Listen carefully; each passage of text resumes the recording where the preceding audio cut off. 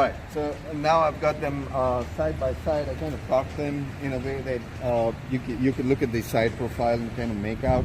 The biggest changes that Jeep intended to do was to rake this windscreen a little back compared to that. That's kind of straighter.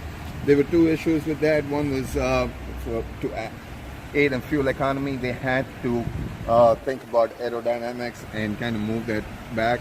The other thing is, for example, my Jl&jk 2017, just the other day, I had a rock hit the glass and crack it. The reason being that it's just so horizontal and straight, it kind of catches debris, doesn't let them fly away. But that's besides the point. The reason I'm saying it is just because I cracked my windshield.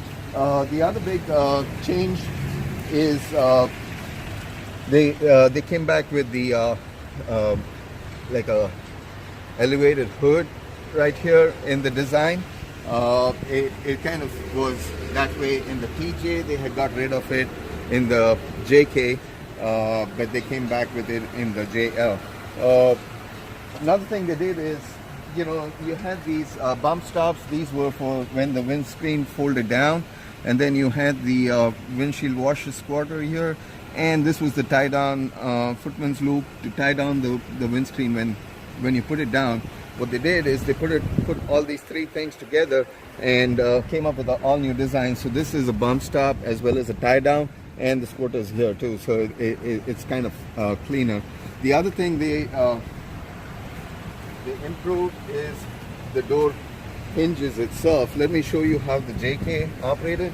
The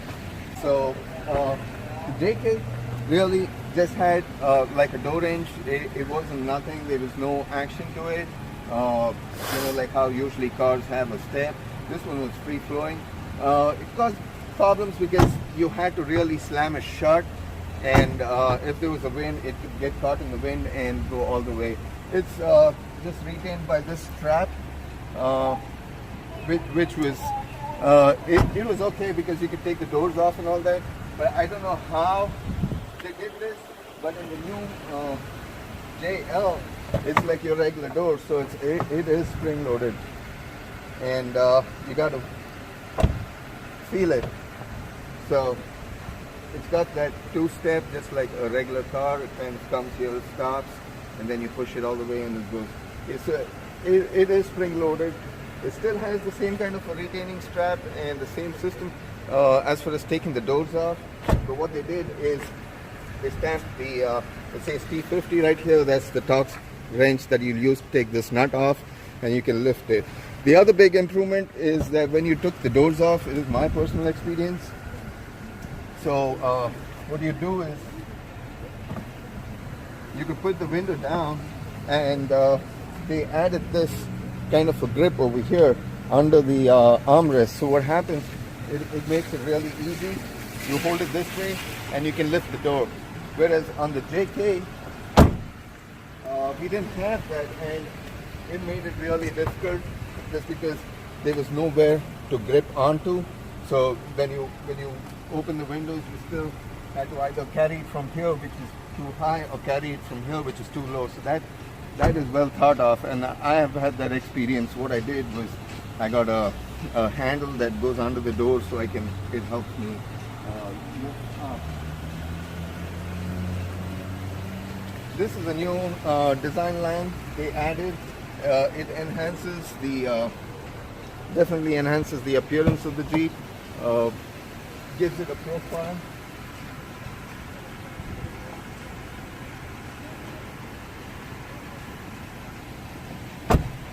And the same with the rear doors as well. It is spring loaded, so it really helps in that. The hardtop design, they added this kind of a spoiler at the back. This, I heard, is for gas mileage, I guess, aerodynamics, so it kind of helps in that.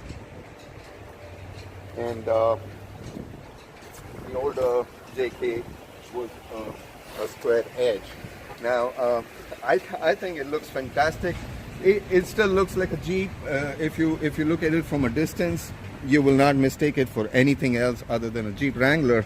But then they made such fantastic improvements. Another thing they did, I mean, there's just so many things I keep forgetting, and it comes back. But what they did is, this is a drip rail basically that, if there's heavy rain, it kind of supposed to drip. But in a lot of vehicles, this is also used to install a roof rack. So the problem with the older JK was you couldn't use that drip rail to install a roof rack because it ended right here.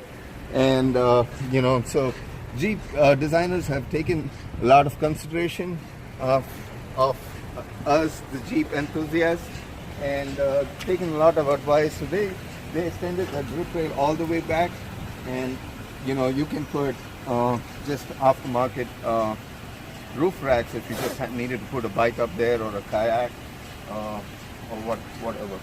So that's about the side profile. I am definitely missing out a lot.